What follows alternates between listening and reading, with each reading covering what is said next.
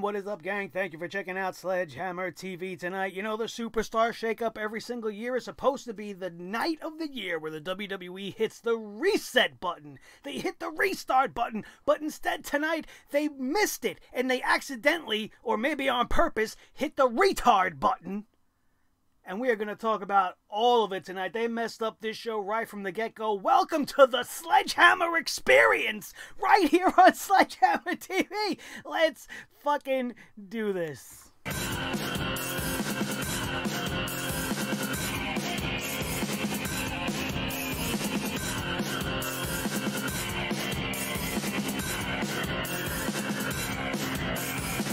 Sledgehammer Wrestling Show.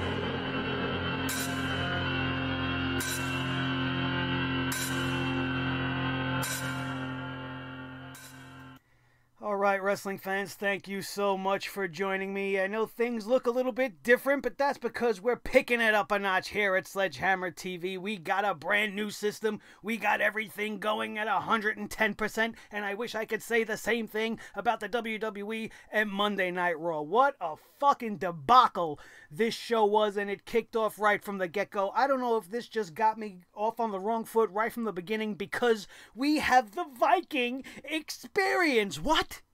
The Viking Experience? What? Where the fuck did you come up with that? Did you pass by some LARP convention somewhere in New York City that I was unaware of? Did you go by some sort of a fucking cosplay costume store and see in the window, oh, we have the Viking Experience? Or maybe Vince McMahon was at his favorite fucking motel and they entered the fucking Viking Experience room with Linda one night, or one of the random divas that he wants to decide to push over everybody that deserves to be pushed in the women's division. I don't know. Maybe I'm making all this stuff up. You know what I'm not making up? I'm not making up the fact that Monday Night Raw tonight and the SuperStar ShakeUp can suck a dick. You think just because you want to move a few fucking pieces on the chessboard that it's not the same fucking chessboard we've been playing on the whole time? And the fact that they started this show with Stephanie McMahon is sin number one. That's the first thing wrong with tonight's show. Then you have Shane McMahon come out and continue his feud with The Miz. That's big mistake number two. Anybody that's been watching this show and has been a fan of mine knows how much the Shane McMahon versus Miz thing annoys me. Shane McMahon versus The Miz was supposed to culminate at WrestleMania. It happened at WrestleMania. It should be over. But no, we're going to continue down this path. And now Shane McMahon is on fucking Monday Night Raw tonight, and of course the first person chosen from Monday Night Raw to be sent from SmackDown to be sent to Raw is The Miz. Are you fucking kidding me? I hated this SuperStar ShakeUp. I think the whole thing is fucking stupid and absolutely ridiculous. If you don't have authority figures in play, you're not going to have draft moves, you're not going to have some sort of a resemblance to actual fucking sports. You got brand A over here and you got brand B. We got all these guys, you guys got those guys. Let's make a deal. Let's make trades. Let's make things happen. Let's make things interesting. Let's have random picks. Let's do something different. Let's make it exciting. Let's use some brain power. Oh wait, the WWE has no fucking brain power. And it starts right at the top. You know what I spent most of my night doing tonight? Not only was I purposely trying to ignore the shit out of Monday Night Raw, but I was arguing with the Road Dogg, the actual Road Dogg, who was sitting there on Twitter, and I'm sure some of you guys that follow me on Twitter, if you don't, it's right there, follow me over there, were watching this as it was happening in real time, and I was amongst one of hundreds, if not thousands of fans who were voicing their displeasure just off of the renaming of the War Raiders to the Viking Experience. And this guy is sitting there defending it. He wants everybody to give it a chance. Are you fucking kidding me? You can't give that a chance. It sounds like a kid's play store. Someplace you can book your fucking child's birthday party. How old's little Jimmy going to be? He's going to be 8. He wants to have his party at the Viking Experience. I understand the WWE not maybe being comfortable having the word war. Right? We're not going to say the word war on a show that used to be called Raw is War. That was years ago. It was another time. It was the Attitude Era. It's not like that anymore. All right, fine. Fine. You want to remove the war from the War Raiders? You're going to bring the War Raiders to Monday Night Raw? The answer is right fucking there. And to make it even worse, it's the same 3 letters, just fucking reverse. It's something you know. It's something you've used in your past WWE. Why didn't you just call them the Raw Raiders? Oh, well, what if they're not exclusive to Monday Night Raw? Well, then just call them the fucking Raiders. Oh, you can't. There's the Los Angeles Raiders. Well, then think of something else. Think of something. Don't just call them the Viking Experience. I thought Vince McMahon didn't like syllables. Isn't that why Andrade Cien Almas has been cut down to Andrade? Isn't that why he's been on a fucking name-chopping spree for the last 2 years, and now we're going to add? And what makes it even worse is you change the guys' actual names. Not just the team names. You change their actual names. They can't be Hanson and Rowe? Why are they Ivar and Eric? What happened? Did Rowe show up on Monday Night Raw, bump into Recycle Eric Rowan and go, hey bro, I'm stealing your fucking name? They took Eric Rowan's first name from Eric Rowan and just gave it to Rowe. And do you hear all the similarities there? It makes me feel like Vince McMahon asked Triple H, "Oh, son, how can I ruin this? What's this guy's name?" "Well, his name is Rowe, sir." "Oh, like Eric Rowan? We'll just call him Eric since we're not calling the other guy Eric. I only know about 8 names in my head." I don't fucking get it. I don't like it. I know you guys don't get it. I know you guys don't fucking like it. And it's getting the hammer dropped down on it. Road Dogg calling this a knee-jerk reaction. First of all, there is nothing knee-jerk about it. The kind of reaction I got was a cringe reaction. You got these 2 hulking behemoths who already look ridiculous in this Viking gear. Like, this sort of a gimmick doesn't really play anymore. But I'll be forgiving of that because character is everything. So you need to stand out. You're going to come out dressed like fucking Vikings? Fine. But you got to do better than that. You got to do better than that. That's basic minimum. It took me 30 seconds to go, well, why did they just call them the Raw Raiders? It would have made sense. This one doesn't make sense. What are we supposed to experience? Let's get past that. I mean, that's how bad this was. It dominated the night on social media. It made it very hard to get into Monday Night Raw tonight because all I was doing was defending my points to all of these people, including Mick Foley. And these guys want to go out there and go, oh, well, you know, if I wasn't the Road Dogg, I would have never became if I wasn't the Roadie, I would have never became the Road Dogg. So what are you saying? That the Viking Experience is just a middle step? We're not supposed to take them seriously because they're going to evolve into something else down the line that maybe I can really get into? Road Dogg says to me, what does it matter what they're called? Don't you have faith in these guys' abilities? Don't you have faith in their talent? Of course I have faith in their ability. Of course I have faith in their talent. I don't have faith in your talent as a creative person to come up with quality television and proper names. What's next? Is it going to be EC3 is just going to be called the 3 Experiment? The EC Experiment. The failure of an experiment. Just one of another on this laundry list of complaints that we could have for Monday Night Raw. This show was a fucking abomination. Look what they did to EC3. You might not know EC3. Maybe you didn't watch Impact Wrestling. Maybe you know absolutely nothing about EC3. And if that is the case, why would you give 2 fucks about him the way the WWE has been presenting him since they got him? Standing in the back, jobbing around by catering with a bunch of other jackoffs, doing absolutely nothing. And then you come out tonight during the SuperStar SHakeUP on Monday Night Raw. While you've been floating around for the last few months, nobody knows where the fuck you belong. Because everybody's just popping up on both shows anyway over the last couple of months. And he gets destroyed, buried, killed, Dead. And don't tell me, oh, this is just going to be the beginning. The beginning of what? It's the beginning of the end of EC3's WWE career. He might as well be counting the days till his contract expires so he can go back to Impact. Absolutely ridiculous. The kid has got tremendous ability. He has got charisma. He has got talent. He's got an interesting story, being one of the only people in the WWE that is carrying a name with him that actually belongs to a former owner of a rival promotion. Ethan Carter III is the nephew of Dixie Carter, and you can't come up with fucking anything except to have him decimated by Braun Strowman on Monday Night Raw before his character can even get going. And this is okay with you. If this is okay with you, then you shouldn't be watching pro wrestling. Maybe I shouldn't fucking be watching pro wrestling because I don't take pro wrestling seriously. I'm not a fucking idiot. I know it's a television show.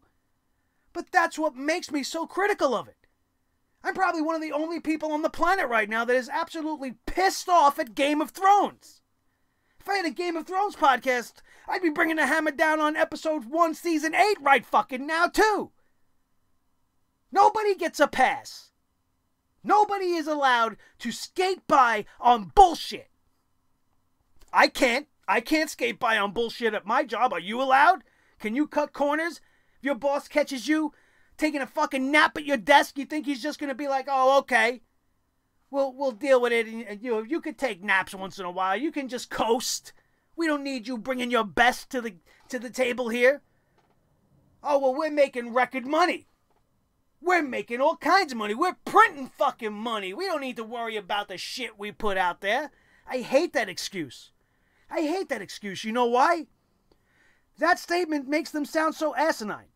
Because, oh, we're making all this money. If you're making all this money and you fucking suck and your real rabid fan base has abandoned you and the people that really support the WWE don't give a shit about it anymore, guys like me and many of the other people on YouTube that are going to be tearing this show down tonight, absolutely unacceptable. Unacceptable. And it just melted my brain. It melted my brain down to the very core. You have Lacey Evans getting a women's championship match after she has only won one match. She's been bam, bam, bam, bam, bam, bam for fucking months doing nothing. And I got excited because she actually spoke. I'm like, holy shit, this broad speaks. Wow, maybe we're going to take a step forward. And then they just absolutely leapfrogged her to a championship match.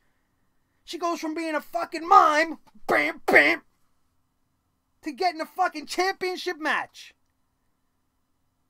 Beating a has-been in Natalya. Not even beating a prime talent on the roster. Natalya's a veteran. She's been there over 10 years. She is never going to be back on top of the women's division. Her sole purpose there now is to get the other girls over.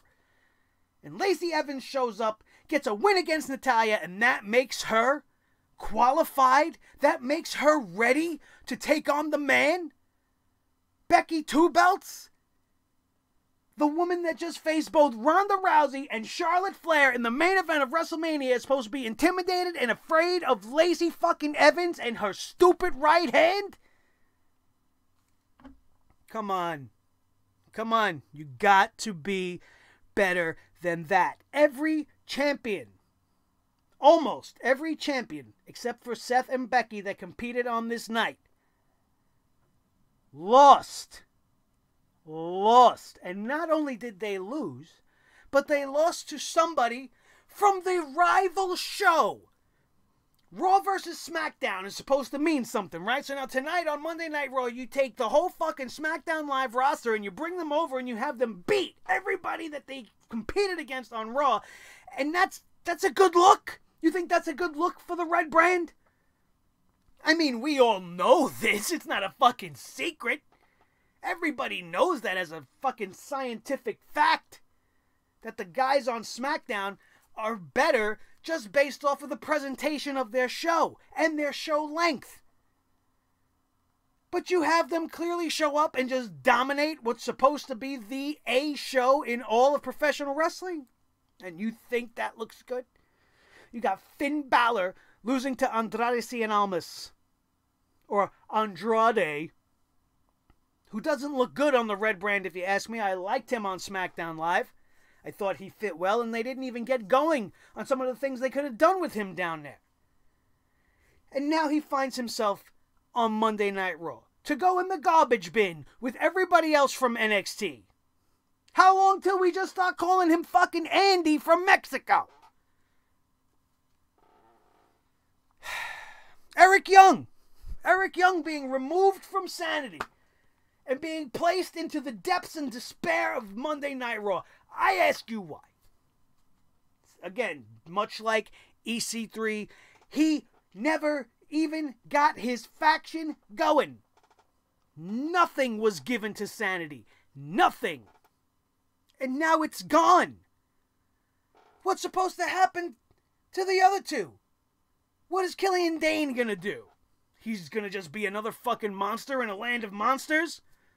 I'm gonna have Braun, we're gonna have Lars, and we're gonna have Killian Dane all walking around doing the same shit? The other kid, Alexander Wolf, does anybody even give a shit about him? Outside of sanity, who is he, other than somebody that looks like a professional wrestling version of that kid from A Christmas Carol that used to pick on fucking Ralphie? Naomi's moved to Monday Night Raw.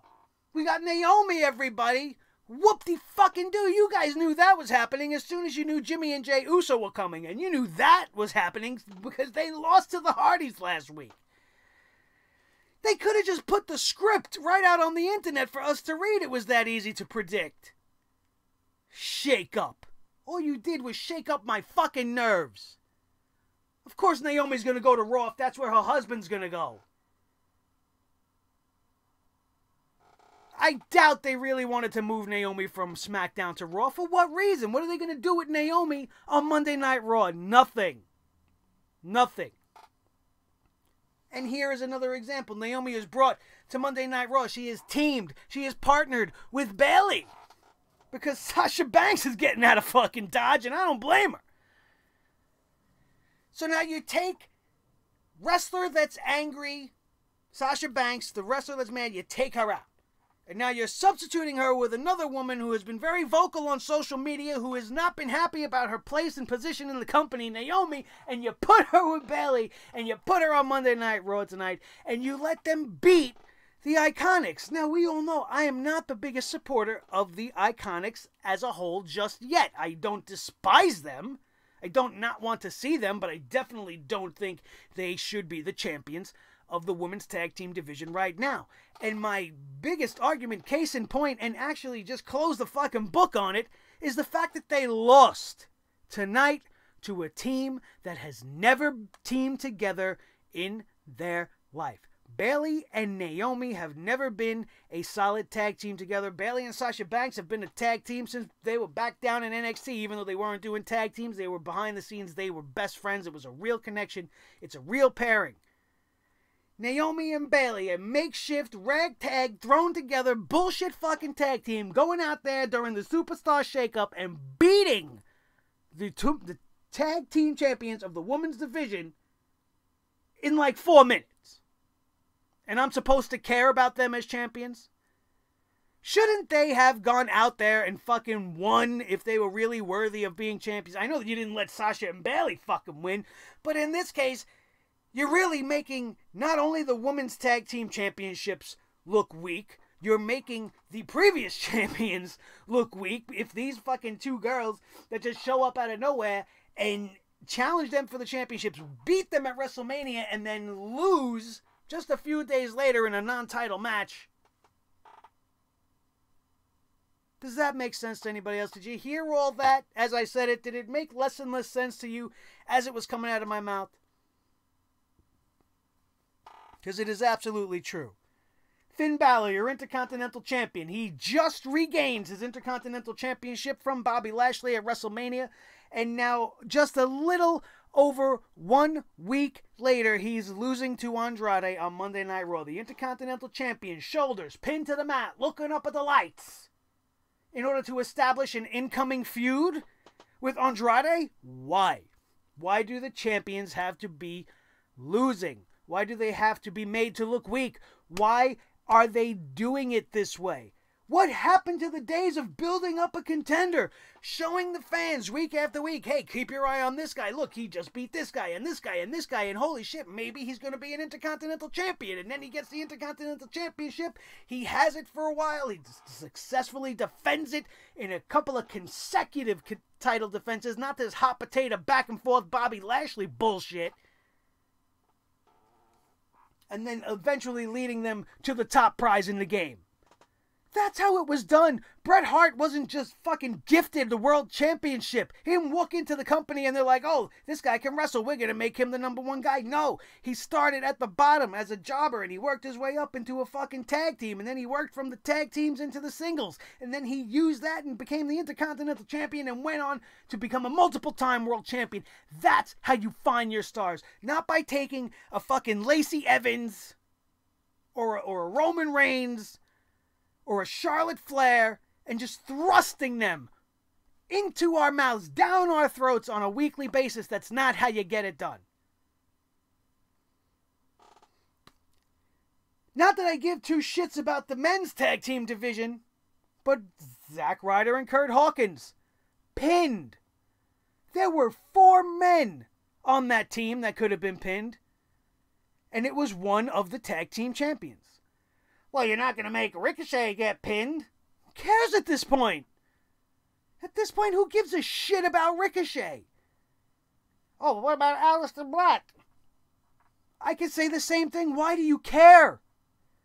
Why do you care? These guys were given a shot at every set of championships that the WWE had in the span of 7 days and failed every time. That is when you take that team and dissipate it. Let Aleister Black go on his route. Let Ricochet go on his route. Never again to meet unless they are on opposite sides of the ring. I didn't like it to begin with. I thought maybe the whole point of it was going to be to have them win all of the championships and unify a tag team division. But fuck was I wrong. Fuck was I wrong. They end up losing on all 3 occasions for the championships, and then tonight end up on the losing side of the team anyway. So what does it matter who gets fucking pinned?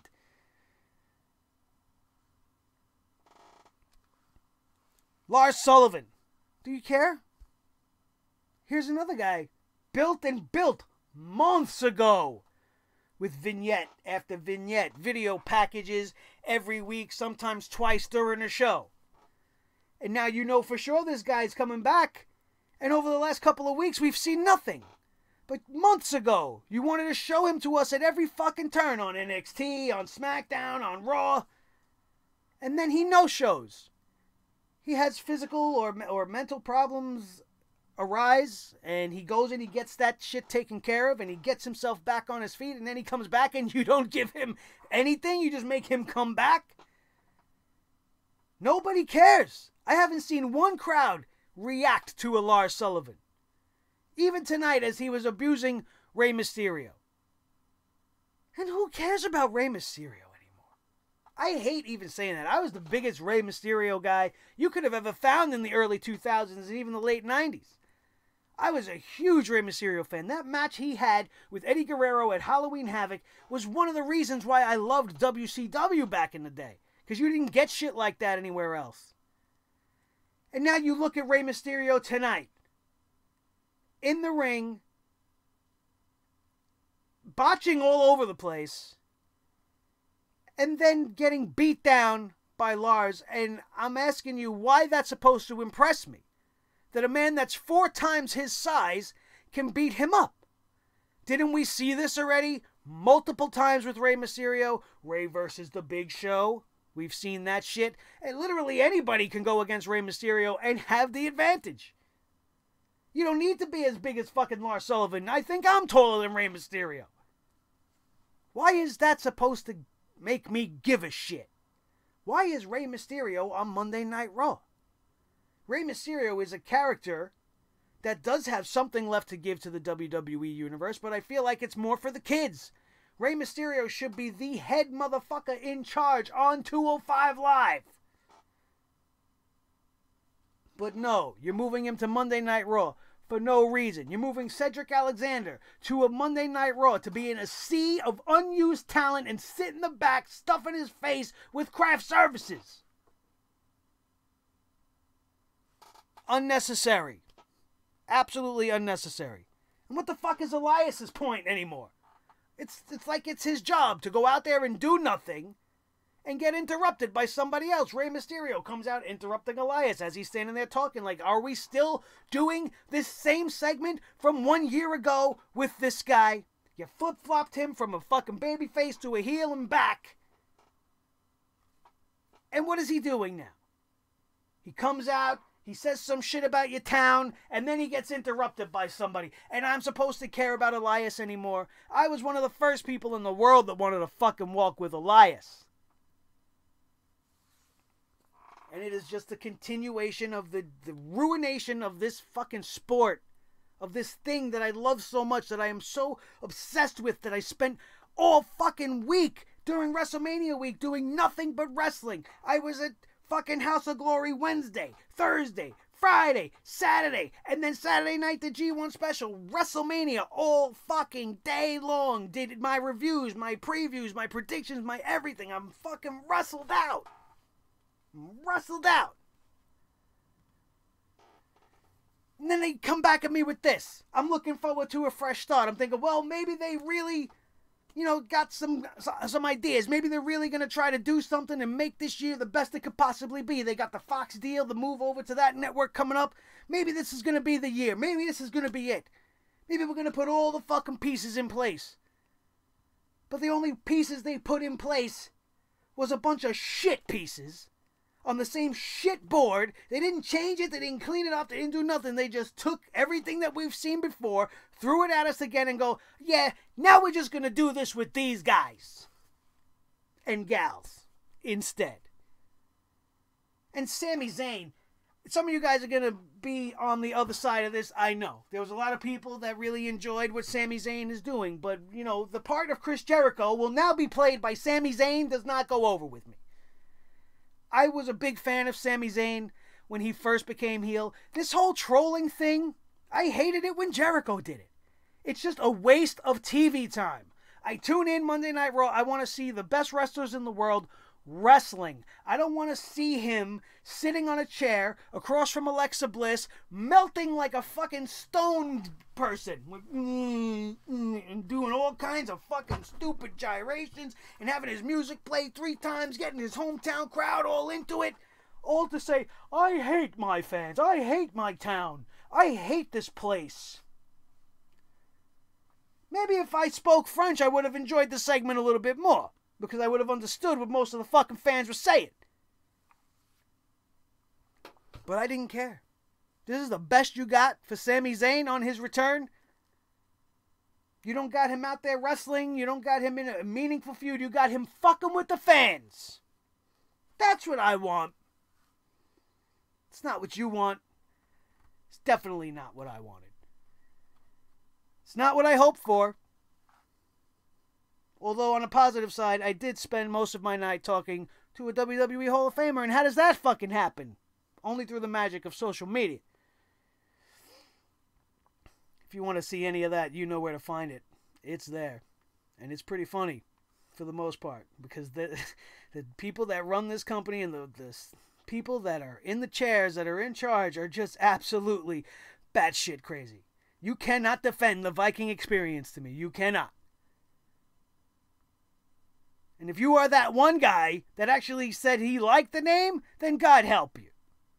There is no helping you. Not even the Lord, not the 7 lords of the fucking kingdoms, not the Lord of Light. Nobody is going to help a person like you. You probably like Baron Corbin, too. I don't even want to talk about that fucking asshat. Once again, the WWE just doing what they did. We opened the show with an 8-man match, and we finished the show with a fucking 3-on-3, 6-man match. Because, we have so much talent, we don't know what to do with. We're just going to throw everybody in all the matches. Why not just have every fucking match be a battle royal at this point? One right after the other. Maybe it'll be more entertaining. I do love a good battle royal. Holy shit, man. What a disaster this show was. What a disaster this company is. And we've known this for the last 3 years. We've been bringing the hammer down on this company for 3 years with the hope. I know I'm not going to have any effect on them. They don't give a shit about guys like you and I. They're listening, but they don't really care. I know I don't have an effect on them. I know I'm not going to make them change it just by being here. But if I could bring together over 1,000 of you to know the truth and to sit here with me and show the world that we're not fucking fools. We see this shit for what it is. And that's exactly what it is. Shit. Let's talk about the card. The official card started off with the Shane McMahon Miz brawl that nobody gave a shit about. Well, at least I didn't give a shit about. Ricochet, Aleister Black, Zack Ryder and Kurt Hawkins versus The Revival and the War Raiders. The War Raiders end up getting the pin in that matchup, getting the win for them and The Revival. Good to see The Revival getting a fucking win. Too bad they can't get one on their own. They need another fucking team to do their dirty work. Andrade versus Finn Balor. This was a fucking great match.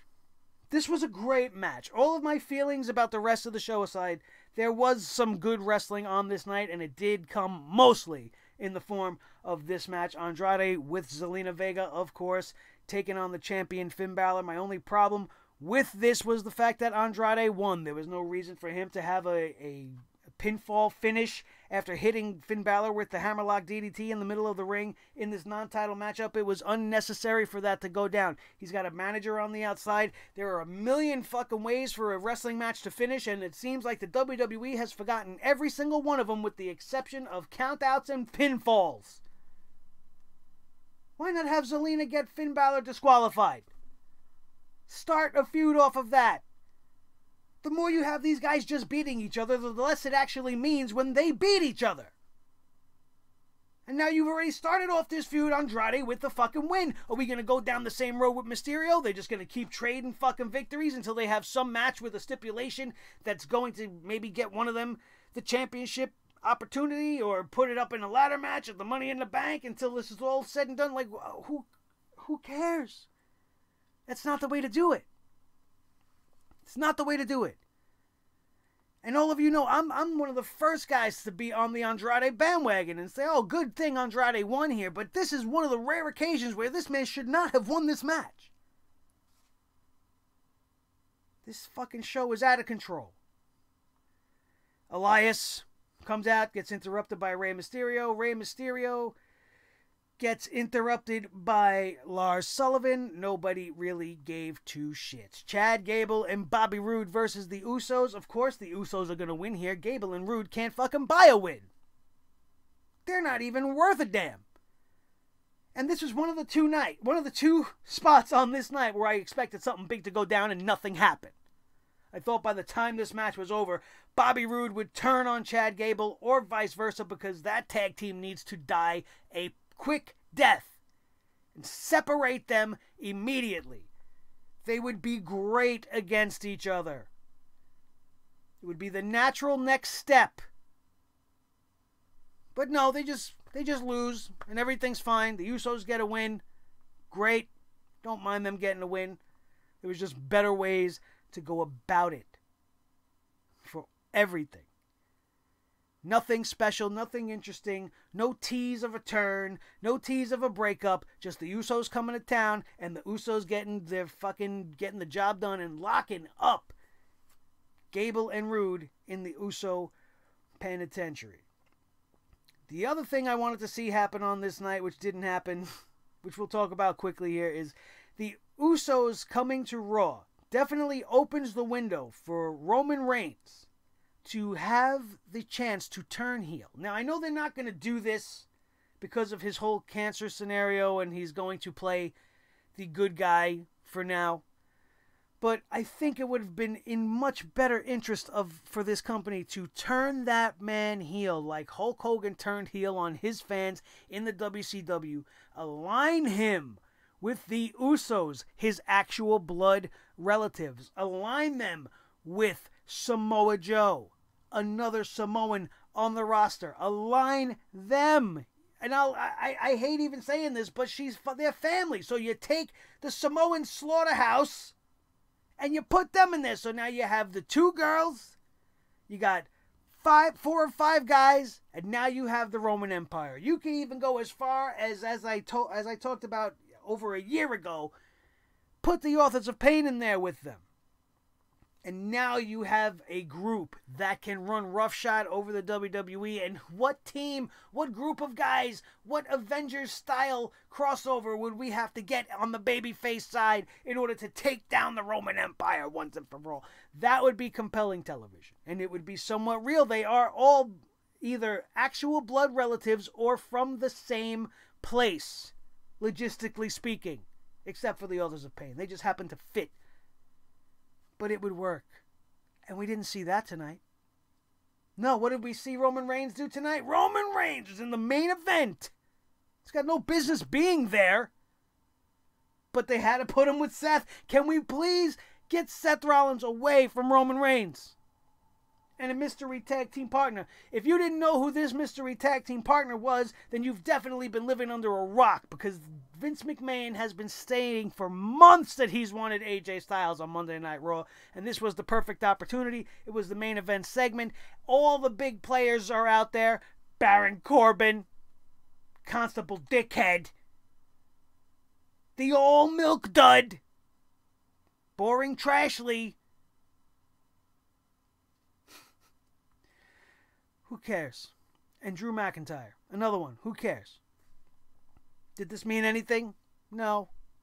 Did it do anything to the SuperStar ShakeUp? Did it have any implications? Did it get somebody a free pick? Did the loser have to go to Smackdown? Anything interesting or different? No. No. Just Roman and company hitting all their finishing moves on Bobby Lashley and getting the win before this night was over. And it was the most boring fucking thing ever. Seth Rollins is finally the Universal Champion. We finally have the championship title back on Monday Night Raw, and you highlighted in a 6-man tag.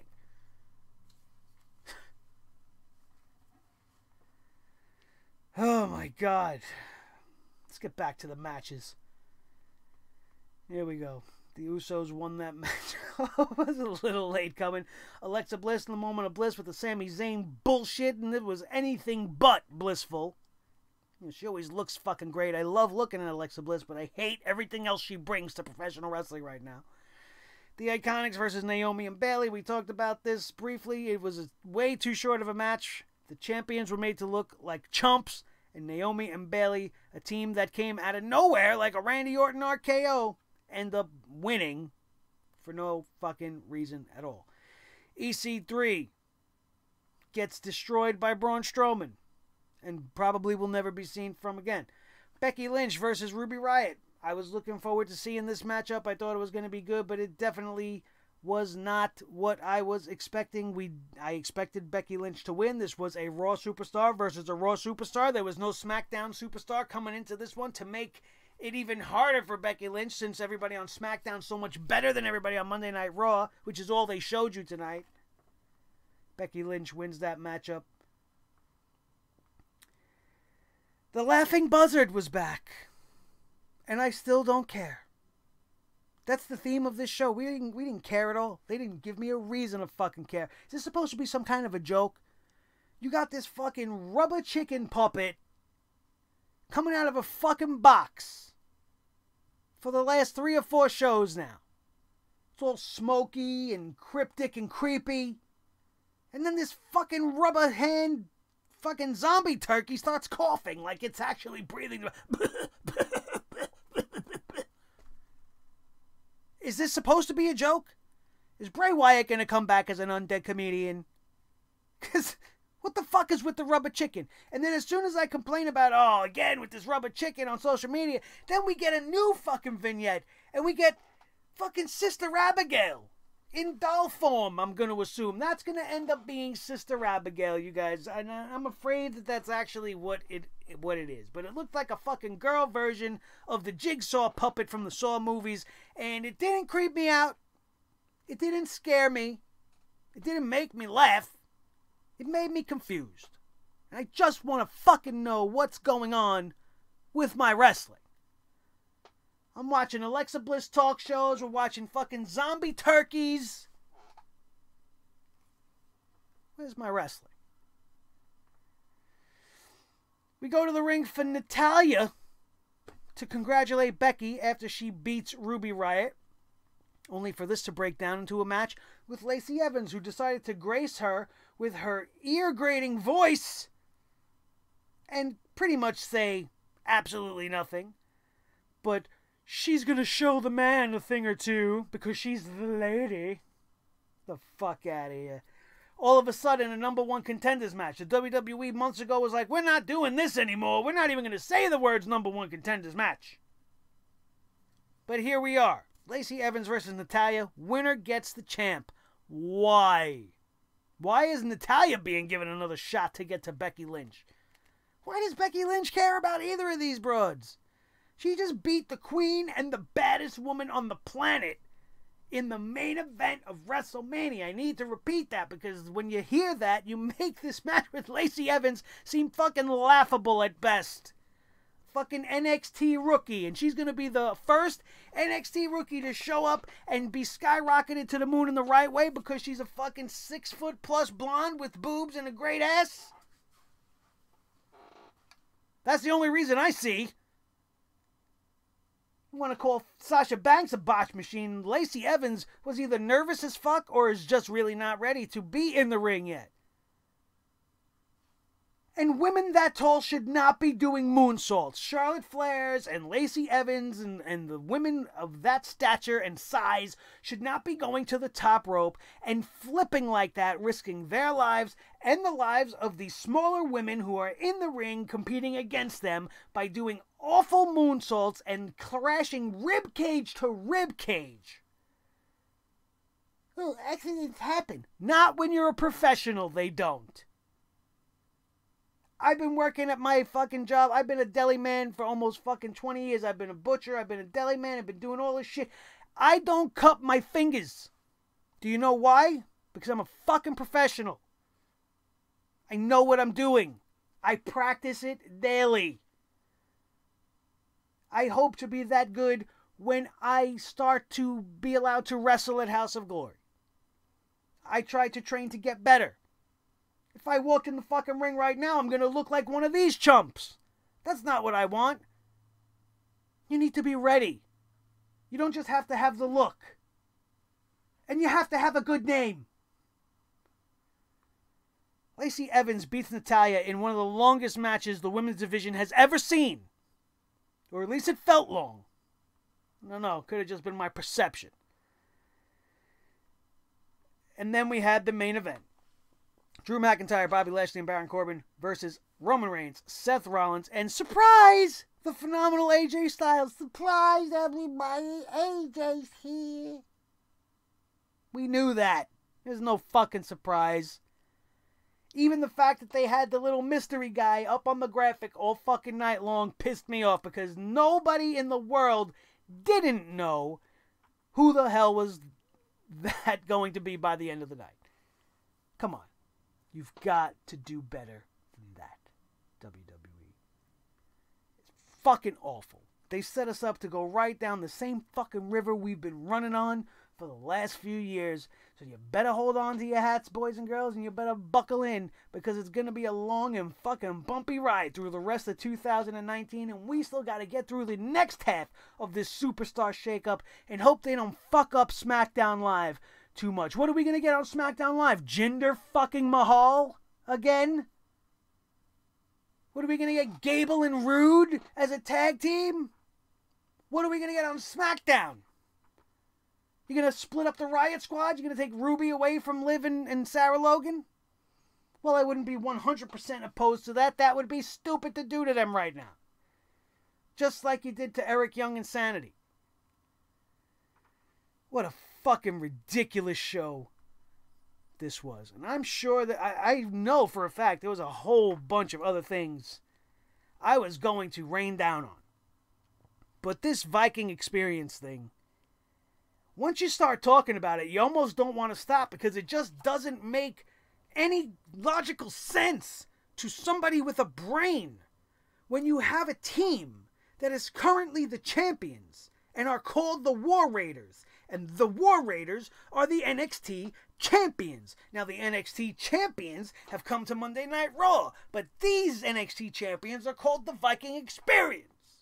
But now I'm going to tune into NXT on fucking Wednesday, and they're going to be the War Raiders. And then I got Road Dogg telling me that in 3 fucking months, everybody's going to know the name the Viking Experience, and nobody's going to know, or nobody's even going to remember the War Machine or the War Raiders. And while that may be true, I certainly doubt it. Because I remember a lot of fucking teams. I remember Techno Team 2000. I remember Doug Furness and Phil LaFont. I remember Men on a Mission. I remember the New Foundation. I remember a lot of fucking tag teams with awful names that went nowhere despite how talented they are.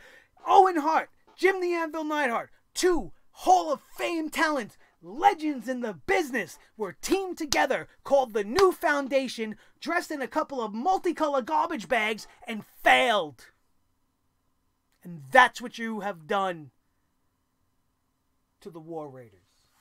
Thank you guys so much for checking us out tonight. If I missed anything in the review and you want to know my thoughts on it, as always, you can hit me up in the comment section down below, which belongs to each and every one of you. Keep it respectful and keep it fun and lighthearted like we do here, family style, or you find yourself on the outside looking in. And I don't want to do that because I'm trying to grow this family to be the biggest wrestling family in the whole entire world, and each and every one of you guys are welcome to join it. If you are still with me here at 46 minutes and 59 seconds, actually it's just turned into 47 minutes. Why I didn't wait, I don't know.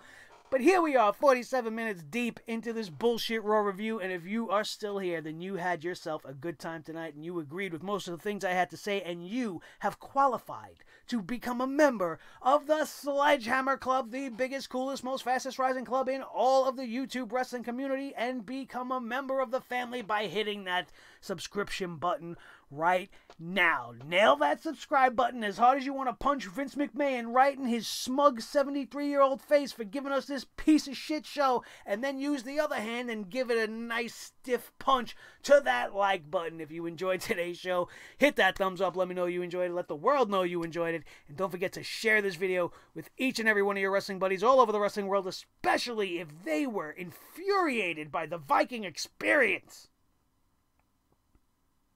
Sounds like a bad description. Infuriated by the Viking Experience. Only at Disney. Okay, so like I told you guys, we got the whole new setup. You see the new crispy graphics. We got the whole motion thing going, and we are picking things up to a whole nother level here, and we are going to try to overtake everybody in the world of the YouTube wrestling community, and I cannot do it without each and every one of you, and I want to thank you guys, as always, for being a part of this thing that we got going here as we continue to rise as high as we can go, and it starts with each and every one of you, and I can't thank you enough. Without you guys, I am not sitting here. I don't have any of this cool new stuff that I'm going to be bringing you the best wrestling coverage in all of the world. The most entertaining wrestling podcast you will ever see. I'm not just a guy that yells at a microphone and says bad things about everybody. I'm not just a guy that whines and cries and complains. I'm a guy that likes to have fun. We talk, we yell, we do voices, we do all types of shit. And if that's your sort of forte, if that's your cup of tea, then this is the show for you, and you belong here with me. Who am I? My name is Nick Nightmare. This is my team, Thor the Sledgehammer, the official Sledgehammer of the Sledgehammer Wrestling Show, and the Wrestling God of Thunder. His tag team partner, the World Heavyweight Champion of all the microphones in all the world, Mr. Blue, the Snowball Microphone. The most important member of the team, as always, is each and every one of you. I don't have all the bells and whistles. I don't have all the old files. Because the day that I got my new system The old system crapped the fuck out, and I couldn't make that up if I tried. That is an actual thing that happened. The computer came Wednesday morning.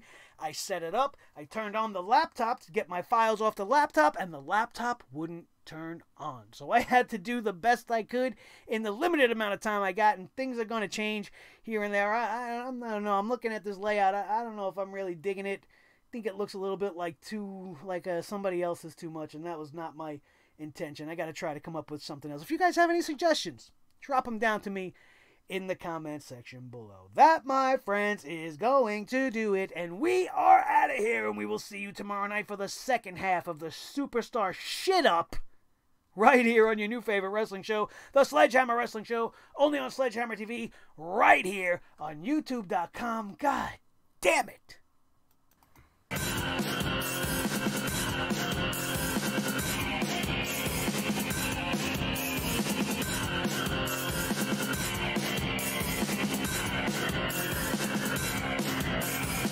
Sledgehammer Wrestling Show.